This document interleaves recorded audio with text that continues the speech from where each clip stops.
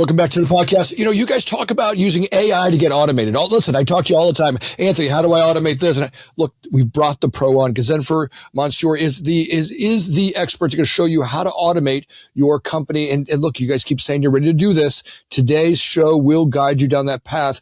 I want to take some notes out here, get a pen and paper out. Ghazenfer, welcome to the show today. Thanks for having me, Anthony. People talk about, I want to automate my business. I want to jump right into it. I want to automate my business. I want to use AI, but I don't know where to go. A lot of us look like cats chasing a laser pointer around the carpet. What about this? What about that? What about this? How do I start to really understand where do I start? And when I want to say automate my business, let's say that I'm a construction company or a flower shop, or I'm a telemarketing agency. How do I start to look at where do I automate and how do I automate? So, good question. That's a very common question I'm asked. So there is no one solution fit all. Every company has its own DNA. And I don't even look at it, okay, I want to start with automation. I would say I'll go back to whiteboard and see what problem are we having? Where are whatever processes, where are the bottlenecks? Where are the things that are taking so much time? I would start with some of those processes that are bottlenecks, that are complicated, that are creating inefficiencies in the business. What can move the needle? What can bring more efficiency? And more efficiency mean more growth, more revenue, more. Well, we look at it all the time in the construction world. We follow a process, right? And if you really look at the process, what we've done is we've really looked at, from the day that we get a project that comes into our organization to bid on, right? As a general contractor, a new project comes in from business development, right? We've even gone back and we've even automated business development, outbound communications, client information storage, data collection, data management, timing and scheduling communication tools throughout the year that we want to do with the different clients. So on the business development side, we've done that. Now on the operations side, as a project comes into the organization, right, to start to look at how it goes down the path for us in order to, one, to win the bid. And then two, once we've win the bid and been awarded, how do we start to go through and understand, not missing a step? Because we understand that if we want to be successful out here, turn over a project on time and profitable, we've got to get the steps way back here to be correct, right? When we miss these steps, this out here is in jeopardy. And I think most organizations can see that in their formula or in their system, some way. I think most organizations understand that. True. And I think most project fails because of the clarity in a project. Client is expecting one thing, company is expecting another one. So there's always a gap. In fact, not only just project, those many jobs that do not work out because of the unclear requirements, unclear expectation. So the most important part is figuring out what needs to be done. With AI, a lot of those things are easy. So for example, I'll give you one example even that just happened this morning. I had a client call at noon today. We got some requirement from them yesterday. Using Vibe Coded, we actually created the whole sketch of what they wanted. This was more in that same industry where there's a manufacturing, they're tagging thing along, showing how the output would look like. It's not about building another software. Now these things are very quick. You can create something really quickly. Now also talking about, earlier you were talking about even at the biz dev level, like we created a process where all I need to do is I just type in the company name. I said, here's this company. It'll go to my emails. It will find out all the communication that I had with this company. It will go to the Google Drive, find all the documents that were that we had in that. It will generate a project based on the templates a proposal based on the templates that we have. All the stuff that was taking days, now we're talking about hours. So it will give me a quick jump start so that we could move the needle quickly. How many times you lost a project because it took 3 weeks to even give a bid because customer may be in a hurry. So there's opportunity cost that you're missing if you're not leveraging on AI to build these things. Well, we get it all the time. We lose opportunity. Getting prepared for the opportunity is one of the biggest frustrations I have. I just walked down to the group and look, we're a pretty automated group. And I just walked down to my estimating team and look, we knew we were getting a project to bid 3 months ago, right? We knew it was coming up. They were going to be in design development. The plans were coming through. The client already said, hey, you're going to be the ones, we want you to win this bid.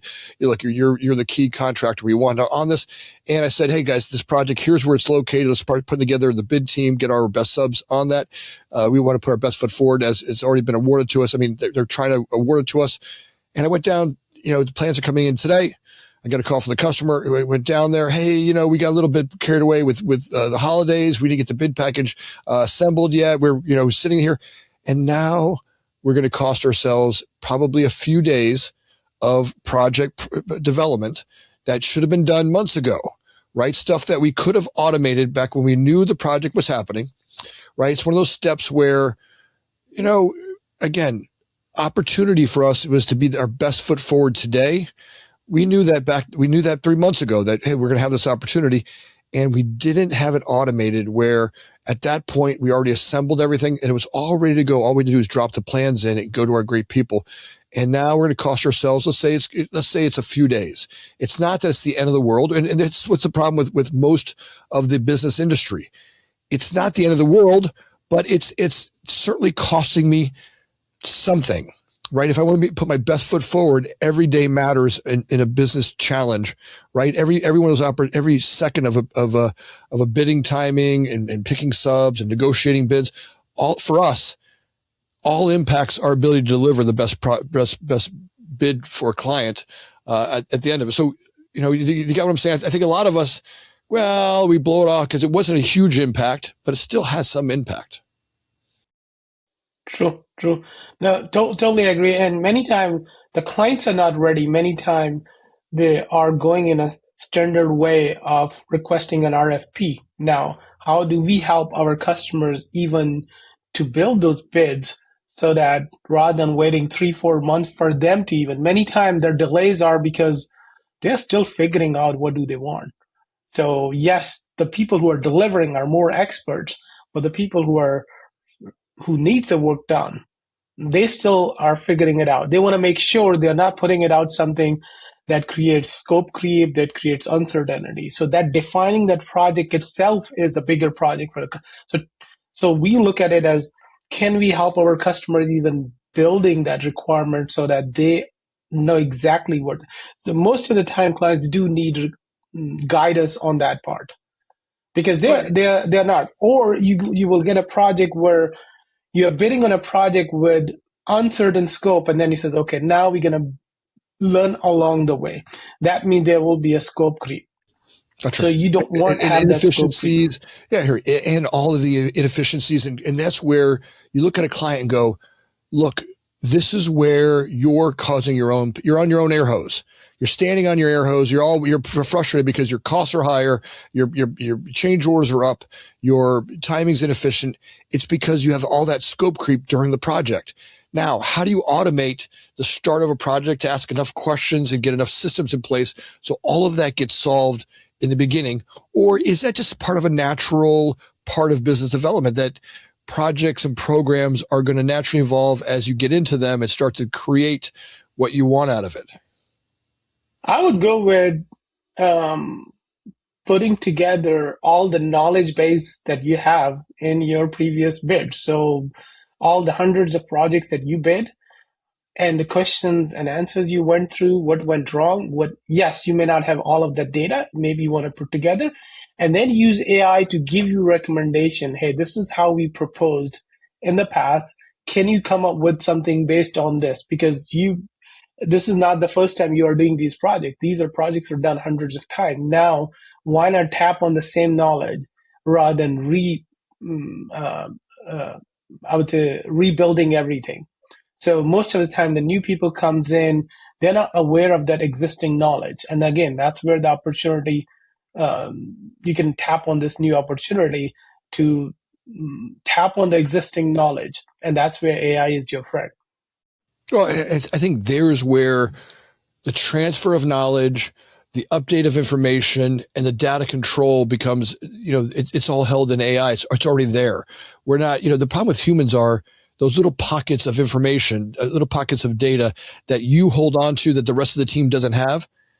If I have to come back to you to get the data for something, it's a very inefficient model. One of the problems we had here is that one of our VPs was he had to be the one that had to approve every project before it went out. Well, he's a busy guy. He's getting on there, getting the business, getting them lined up with the estimating team and the operations team to do a project handover and sign off, right? Became a very inefficient model, looking for 3 hours of his time, 2 or 3 days a week. And all of a sudden you got projects that are getting pushed because of that. And then ultimately, what does that cost? It's an opportunity loss, right? Because you needed his clarity. Now, how do we circumvent that and mitigate, making that meeting happen much faster? How do we make it so there's multiple people that can hold that same meeting, right? And as we've done that, we've just noticed that, there's where automating your organization, if there's a bottleneck somewhere, if it's the owner, a vice president, a director, somebody in the organization has to be the sign off or the keeper or the key holder to the success of it moving forward. Somewhere in that needs to get automated and changed out. Any of those bottlenecks become, and I get why we do it. We do it for control, just make sure that, look, we don't want to make sure the team misses something. I need someone with some great knowledge to be able to go through and question and make sure that we don't have scope gap or scope, something we've missed. And having someone who's been through it multiple times, gives me some level of protection. But how do we get it so the team can do that?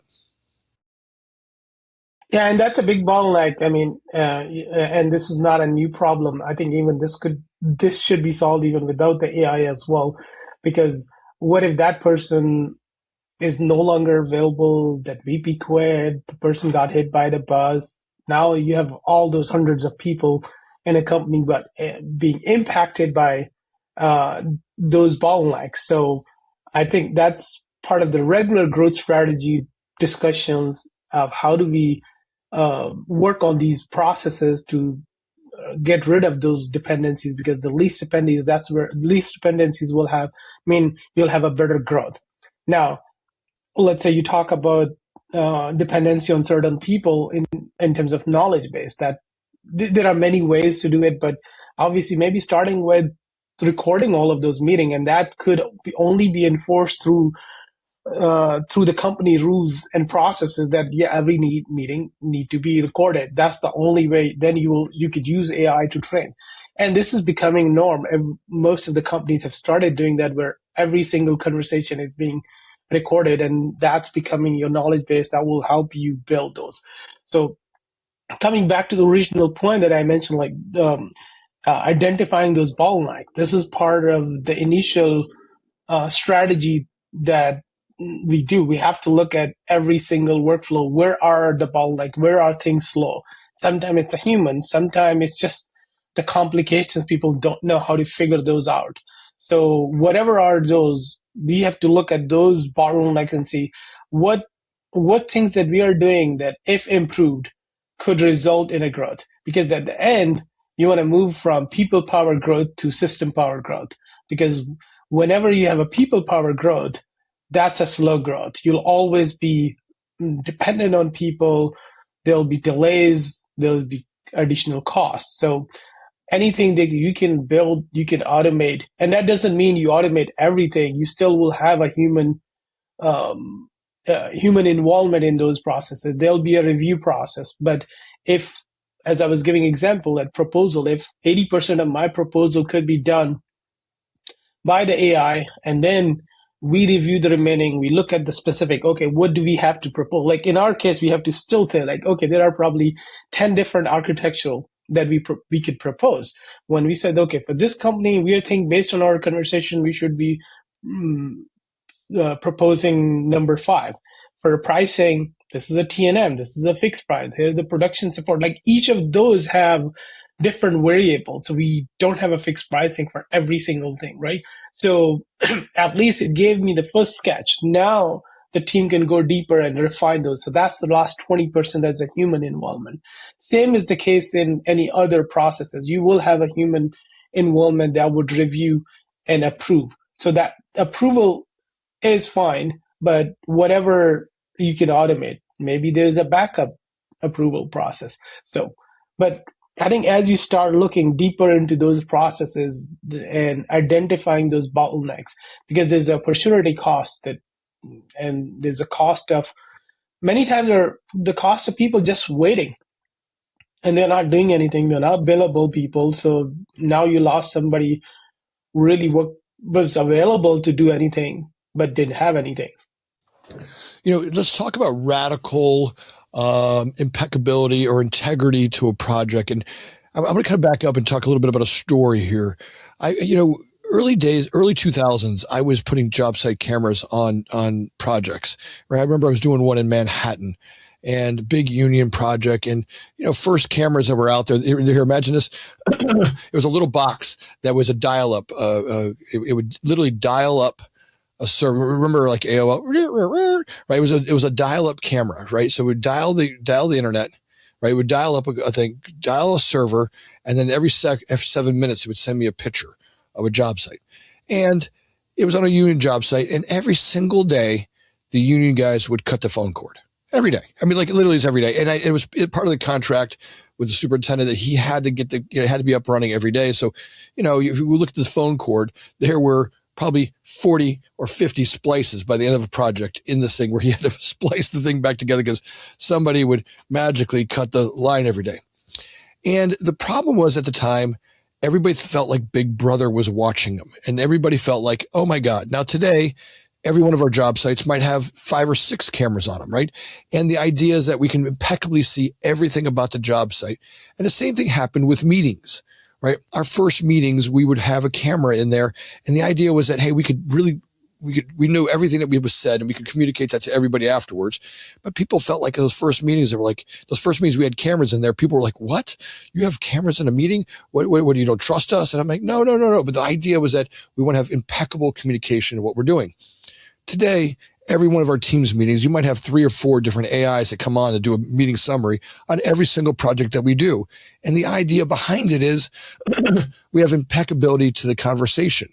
Now, as we keep pushing these boundaries as an organization and looking at where we don't have impeccable communication, and we start to add in some boundaries, so some systems, you're going to notice I don't know what you want to call it, that little thing in the back of your spine that's like uncomfortable, right? With the next level of growth, right? The next level of an idea that's watching you or feels like it's tracking you, or the person that's holding the meeting now they're watching all the meetings to get the data out of the person so that the AI can solve that same problem later on, right? Some of those new ideas are going to push the boundaries of the human as we go through those, right? And I think that's a little bit about what you're talking about is some of these systems that we're going to start to audit. In order to create the automation, we're going to push some of your buttons as a human into places where you're going to be uncomfortable again. True, very true. I mean, now you see every other Zoom meeting have Read AI or all those AI transcriptions.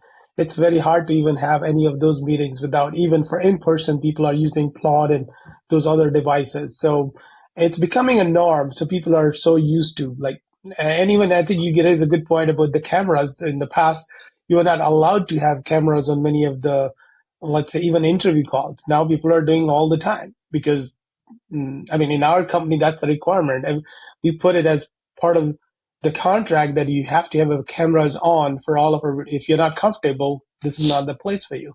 So we do require that because it builds more confidence. So as you're working with a client, it's not like, oh, there is some voice, but once you connect the face to the name, then you know who you're working with. So there's more trust that comes in with that. So so all these different tools are coming in.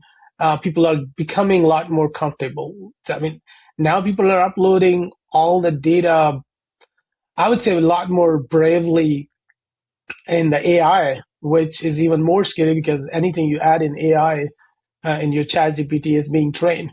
I think what I notice, even the Gen Z and the millennials are a lot more, I would say, mm, I shouldn't use the word careless, but more brave. I would say they just share some of that information way more than like our generation, where we're a Sure. lot more cautious in terms of sharing anything. I have seen that it's not as much as like at our time there was no picture on a resume. Now, it's all pretty open, so people are becoming more used to. So I think it's easier adaptation from that perspective. Let's jump into look to AI automation as a tool for future proofing, the services that you're doing as a business, right? So let's talk about like, look, you want to really create the future of your business, right? How does the AI automation, this is what we're talking about, right? Starting to capture meeting notes, starting to take the human data that we learned, all this stuff, and getting the human out of the bottleneck. How do we start to future proof an organization that we're growing? So, and this is bigger part of as you talk about any organization growth, when you talk about whether it's selling a company or growing to the next level, the first part is obviously getting out of the human dependencies, whether it's the founder dependency or any other people dependency. So, like you will see, even in a traditional way, as you start talking to these the venture capitalists or the PE firms that's acquiring, a lot of those things from like meeting notes that was also required even then. Yes, you were creating manually, but a lot of those things were required. So more automation you are doing, more automate the limited dependency you have on human, that more chances of growth. So businesses do look for those kind of automation for growth. So this is important for any business growth, because now that's also becoming your differentiator. How are you compared to your competitor? It's about when you have those meetings, it could help you resolve the customer problem. It could help you any of the conflicts, because now you have a recording. It could also, like we built an app a few years ago where, let's say, it would look at this was even before ChatGPT. Like it would look at the calls and it would let's say it will identify a tone. If there is anger and think it will get a notification to the supervisor. If there's a pricing discussion or sensitive discussion or discussion about your competitor, some of those, like where you can add some of those trigger points, if any of those discussion happen, I want to know. And that will help you improve your services, improve your customer service, your delivery and everything. So that means you have a better customer, better projects. So all these tools, I mean, again, this is one, we are talking about just one tool. But then there are so many other things that could be done. But coming back to looking at your workflows, automating those as you are doing it, now you're creating a differentiator. Let's say whoever are your competitor, they may have the standard tools available at their disposal, like same CRM, same industry specific tool. Now, your differentiator is not, I mean, as you're talking to your customer service is not your only differentiator. Getting better team is not your differentiator. That's could be one, but that's your competitor also have. Your differentiators are how you're moving the needle quickly, how your processes are automated. That's what your competitors are not copying. That's a I'm not talking about a generic flow that you can get the commoditized let's say agents anywhere. Yes, there are certain, like for scheduling, whether it's for doctors, for any industry, scheduling, and many of those tools are available, but there are very specific flow that you may need for your specific business. And those are the ones that will create a differentiator for your business. And once you have that, that's becoming an efficiency needle for you. And that would increase your valuation. That means your growth is 10x. And when you have a 10x growth, you're more towards a system powered growth, not people powered growth. And that will help you be more efficient, more profitability, more revenue. I think you're right on. Even with let's talk a little bit. I'm going to apply this to my world. In the podcast world, I have guests on every single day who talk about automation, AI automation, and we talk about how AI does it. And yet I still find myself in a manual production value in the podcast, right? Where I'm sending out emails and follow up, and where even I don't take our own advice on some of the stuff. And I think a lot of people suffer with this same thing. I'm going to automate later. I'm going to automate later. Let's talk about how you get a company, or even us as a podcast company. How do we get automated now? And talk about how to do that, and how to stop being, I don't know if it's scared or it's almost like you're too busy to, do you remember the 7 Habits book by Stephen Covey? Did you ever read that book? All right, remember he talked about this guy walking in the woods, and he comes upon a guy who was cutting down a tree, and the guy saw the tree, and the guy's looking at him like, "Hey, you might need to take a second and go sharpen your saw." The guy said, "No, I'm too busy. I got to cut this tree down." Right, and it's kind of like that. Even in my world, right? Or even in the world where I talk about AI every single day on the podcast, and we're to apply it there's places where we don't even follow that, right? I mean, how many people, when you're out there consulting for them, when you guys over at Technology Rivers, when you're consulting with them, how many people do you experience that same thing? That's a very common, because change is not easy. People don't like change. There's a fear of job, fear of mistakes. People are not used to. And many AI projects are at a state where they are not going beyond experimentation. They even have built something or tried, but they're not executing it. And it's same everywhere, even including in our company. There are certain areas where we are not able to, and certain areas we are able to. So it really depends on the specific. Now, I think one of the ways we recommend doing is start simple, because people are scared. So you want to start with very simple, maybe even the commoditized agent. Just start doing a basic thing. Once people are comfortable, they will start adding another one thing at a time. Anything when you make a big project, let's say your company says, we're going to automate everything in the next 6 months. Now you are scaring people. People will start looking at jobs the next day, because now they know, oh, I may be out, right? So, but you may not even do that automation, but that announcement itself did. But instead of that, what you're doing is you're just picking one thing and says, I'm going to automate. So most of us, and I'm sure you agree with me, that most of us has way more work in our plate than we can deliver. So now AI is helping, because as these things are automated, I can achieve 10 times more than I used to. So if I was able to do 10 things in a week, now I can do 12 or 15.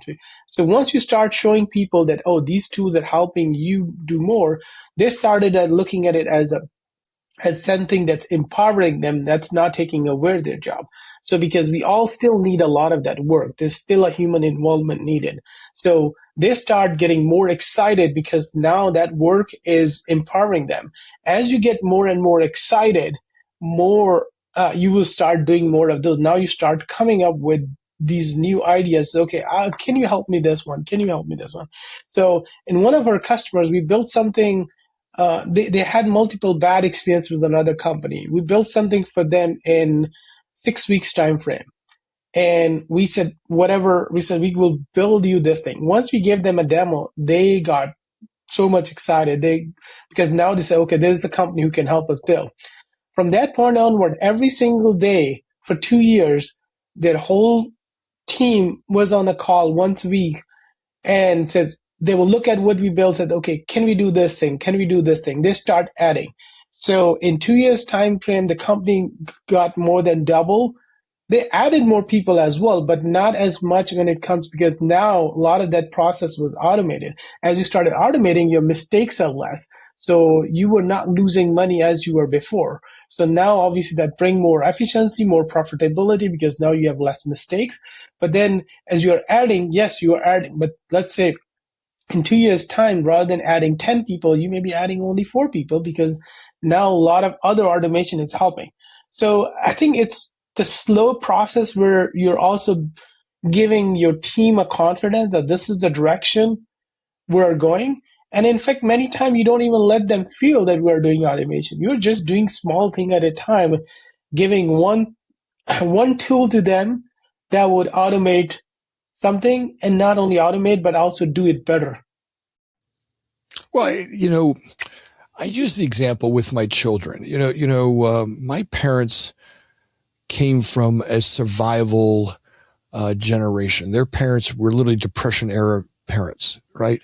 And all they could literally think about was surviving, right? Just, hey, how do I get food on the table? My parents come from a generation where that gap between, surviving and surviving well started getting better. And certainly I am today surviving way better than my parents ever did, right? The amount of opportunities that my children have compared to what I had and even what my parents had, right, are just so much greater because of just the amount of wealth and the systems that we have in place to generate income as humans. The way I look at it today is, that idea that technology is going to take my job is archaic. And whoever's saying that today has just, they're using something to slow themselves down, because somehow or another, that as an idea that I'm going to lose my job to automation is silly. Because if automation can do your job, you have a silly job, right? And the job should be, you should go do what humans do best is, like what I want for my children is, they're not worrying about survival today. They have food, shelter, home. They've got self-actualization. They're doing. Now my expectation is for them to be bigger and bolder and more badass, right? I look at my kids and I tell them every day, swing for the fucking fences. I cuss at them. I go, swing for the effing fences. Go for it, right? Now, why? Because I've taken care of all these basic items that you need to survive. You've got plenty of food and plenty of shelter and plenty of clothes and look, you have income. I take care of your bills. Now I'm asking you to go bigger and bolder. Well, I think the same thing happens with employees. If we can get rid of this BS jobs that you're doing as a individual, right? If you get rid of these things that should be automated, how could you be bigger, bolder, and more badass? Right. And that's what I'm trying to get. If we can show the world, stop thinking like a little brain, right? The little brains that say, oh, you're taking my job. It's like the guy who used to run a thrasher. You remember out in the fields, they say those guys with the thrashing machines, right? Today, a combine does, what 100 men could do. And we can feed the populations much more smarter. So I think the same way with us in the business world. How do we stop thinking that way and really inspire people to find those big, bold, badass ideas that they can be doing if they're not doing the stuff that we can automate? True. I think it goes back to the change part. People are afraid. People are not willing to make a change. With time, people like there are people who are hungry, and obviously that's what we have to. I mean, I think the same about my kid giving, because they have everything. So how can they be more hungry and more motivated to go look for a better opportunities? So I agree. AI is, I mean, people, it depends on how you look at it. If are you listening to somebody who says, "Oh, majority of the jobs are taken by AI, so your job will go away," or are you going to be listening to Sam Altman who's saying, "Well, this is the best time to start a company"? That's right. So you have all those examples. This is the best time after the web came in late 80s, late 90s. So this is even a bigger shade, a lot more opportunities. So it depends on how you look at it. Are you one of those who are going to be sitting back, watching for these things to happen, and you are lost? Versus, are you the one who's going to avail those opportunity to compete in that space and says, I will avail this opportunity. I'll make my bets and I will be better in AI.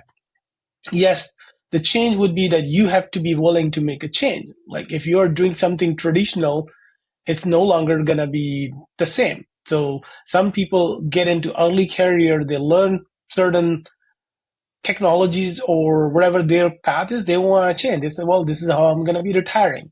Now that thing is changed. So AI is changing how you do the work in our world in a software development. The way developers were doing coding before, now it's changed. The way QA was being done is different. The content management, like everything you look at it, even you mentioned podcasting, right? It's different. With time, it's becoming changing. The tools available and how you are doing certain things, all those things are changing. So it's the time to look at those new opportunities and how we can leverage the power of AI to be the best. So Well, Yeah, I'm all for it. I Like, think you're right on. I think you're right on with that. But is the problem for our kids this whole thing that, well, we don't know how jobs are going. AI is going to take over your jobs. Part of me says that's our fault, right? I don't think that my kids are really actually even worried about AI taking over the jobs that AI is going to take over. I think that what I have a problem with doing is I don't know what to tell them. Look, my parents knew what to tell me: go to school, get an education, work hard at a company, and you'll have a career. And at least that's what they believed when they were raising me. Today I don't believe that. Look, I'm not even sure how valuable a college education is anymore for my children. I don't know if, other than learning how to drink and socialize with their friends, if they're going to have any value into the learning that they're getting. I don't know that had I not just sent them to the business world, 4 years earlier, skip all the cost of education and go into the business world faster, and the education they'll get along the way, that they're getting it through social media. I mean, the amount of pounding my kids get for data coming at them compared to what you and I got, they're getting 1,000x a week compared to what you and I got as human beings. I mean, the amount of, shorts and films and stuff that's coming at them is just so much different. So the problem is my little brain isn't sure what to tell them anymore, except for the fact that I've known that we've always been successful, that human beings have adapted no matter what's come down our pipeline, wars and tragedies and crises. We've always adapted. And I got to trust that whatever higher power holds the high watch for both of us today, we'll do the same for us in the future, that our higher power will guide us down the next path, and wherever we're supposed to be, we'll end up proper. So have some trust and faith in that system, even though I don't know the right answer. And I think the gift is, how do we say to them, hey, we've got this, we've got the lower system covered for you. Swing for the fences. Right. And support them, and same thing with their organizations and the people in the organizations. Hey, listen, we're going to have AI take over some of these silly jobs that you're doing. We're going to automate these today, and we want you to help our organization to swing for the fences. And I think the bigger one of the challenges that I see is you mentioned, like, a lot of information. They have 10 times or 100 times more information. The problem is when you have too much information, then it's also, how do we filter what is the right information? Where do we focus? So they're confused as well. And the second part I want to talk about is, like, when you mentioned about the opportunities for these kids. So one of the questions that I'm getting lately from my friend circle, different places, where I said, well, a lot of these fresh grads, they're not getting as much opportunity. There are not many jobs, even though they have, let's say, a highly demanding career, like computer science and all of those. But I mean, I look at it totally different. And I tell my own kids as well, hey, look, if you apply for a job, or anybody who talked to me on this one, and you are saying, oh, there are 300 people that applied, you can see it from LinkedIn or Indeed, how many people applied. I said, but if I'm on the other side, or if you're on the other side reviewing those, how would you get picked up? So if you are not one of the few people to be picked up, so that means you need to work on it differently. If you still thinking the traditional way that, oh, I'm going to just build my resume and send it, then good luck with that. So because the world has changed, the opportunities are changing, or the way people look at it also. They're also going to be using AI to review your resume. So the jobs are being created with AI, the resumes are being created, the reviews are, but you want to create something that differentiates you. So I'll give you a small, just to add one thing, as we were talking earlier, how we like creating a proof of concept in the same day. Yes, when we get the leads, I could respond to the same way as everybody else. But if we are creating something now that was not possible before, now we're telling our customers that we did our homework, and this is what you're going to get actually in a few hours of work. So that just shows us as a different people versus everybody else. Well, it's always, I don't think it's ever changed. I always think that the person who went above and beyond, look, you didn't have to do that presentation. You didn't have to bring that stuff together, but now you go and you go above and beyond. Boom, that's a differentiating factor, right? I get young people come into the company all the time and they all want to be millionaires. So no one comes here and goes, I don't want to be a millionaire, but they sit there and wait for something to happen. I'm like, no. Listen, you go create it. Go create it. Now I got a guy who just moved from one department over to another department, and I just caught him before I walked in this meeting. And the kid's going way above and beyond. He's taking what he's doing, seriously. And he's jumped in. And he's gotten crazy about finding. He went over from a coordination position over to an estimating position, where he's helping us find subs for projects. And he's only been here for a few days, and you can see how much he's thriving. He's got twice the number that anybody else on the team has. He's jumping in there and really grabbing onto it. And I'm saying that has always been the case, right? The kid who works at McDonald's, who smiles more than everybody else, has always got $1 more, right? The guy who picks up the garbage and drags it outside, always got $1 more, right? It's always I went above and beyond what you expected me to do. I end up with $1 more. And I think that was a case 50 years ago, 20 years ago, 10 years ago, and today. That's always going to be the case, is that if I go someplace and I want to be successful, I'm going to have to do more than the other guys do. And if it's, hey, I think that, I got a good friend of mine down in Florida, and he's working for a company. He's all mad, and he's all like, they don't pay me enough, and blah, blah, blah, blah. And I'm going to go get a higher education, and I'm going to go get my master's degree. So he went for the last 4 years. He got a master's degree, and now he's got a master's degree. And he's like, well, now no one's hiring me. Because the truth is, that's not what gets you the job. You can have all that credentials you want. They want to see a different person. What's in it for their organization? Your master's degree makes you feel good, but the truth is the organization can't see why your master's degree makes them a better company.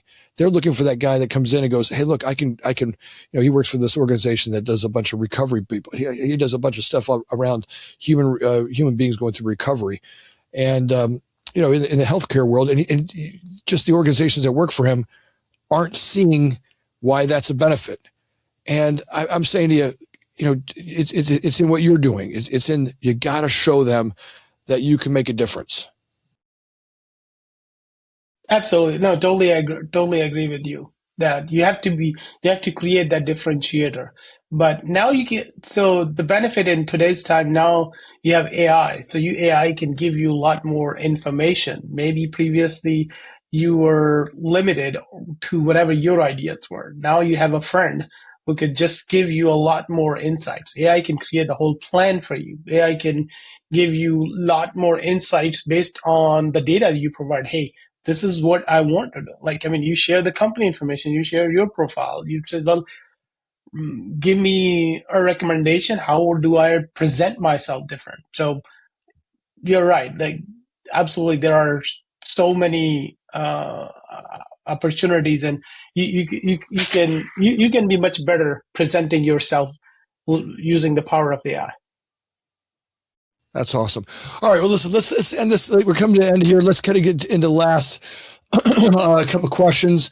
Entrepreneurs are listening right now. What's one practical thing they can do today to better align their technology decisions or their future, future-proof themselves? What can they do today to really create that organization that's going to be future-proofed?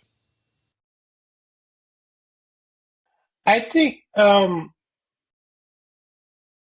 the most important thing would be not looking at it from a technology perspective, but from a process perspective. How can I bring more efficiency into my business or in my work by looking at the bottlenecks rather than looking at the technology? Technology will continue to change and evolve. So you don't want to be stuck on the technology part. And if I looked 5 or 10 years down the road, how do you see AI and machine learning shaping the future of businesses? I think they will be everywhere. The two areas which I personally see a lot, I don't know if you agree or others agree, but I think the predictive part of AI, lot more applications are being built even now, including us building a lot of predictive software based on the data. People have all this data now. You can create predictions on a personal health or any industry you pick up. So, and the second part is the agentic AI, where AI is not only automating your processes, It's also giving you a recommendation. It will also making a decision on your behalf by learning your processes, learning your way of doing things, and doing things for you. Nice job. Well, Ghazenfer, I'm so grateful to have you on the show today. If people want to get a hold of you and have them come in and have you start working on automating their company, right? With all the stuff you've done, all the companies you worked with, if they want to have you come in and automate their company, like if they are sitting there feeling, I'm confused, I don't know what to do, Ghazenfer, help me do this. How do they get a hold of you and have you come in and start that process for them? So my company website is technologyrivers.com, RIVERS.com. My personal website is ghazenfer.com, my first name.com. But through the company side, you can contact me for any of the automation project. And you can always find me on LinkedIn. My full name, easy to find. G Mansoor is my URL on LinkedIn. Easily accessible through LinkedIn. All right. So grateful for having you on the show today. A lot of great topics that we covered. Really appreciate that people power, people power growth, system power growth rather than people power growth. I think that's a great topic we've covered. And so grateful for having you on. I look forward to having you on the show again later on. Absolutely. Thanks for having me, Anthony. Awesome. Hey, audience. Hey, last week, another blowout week with all of you guys. I'm just so grateful for each and every one of you on this podcast. Another 140,000 downloads on YouTube alone. We doubled that on Apple and Spotify. Just look, I can't tell you guys how grateful I am for each and every one of you on this journey with me, and Jonathan and the team in the background that get us these great guests. Look, but we did notice a lot of you guys made it to the end of a podcast and you hadn't subscribed yet. If you could take a second and do that right now, or give us the 5 stars on Spotify, or if you can give us those stars, it makes a difference to getting us great guests like Ghazenfer and his team to come on here. It does make a difference. If you could take a second right now and just do that for me, I would be so grateful. And as always, thanks for listening.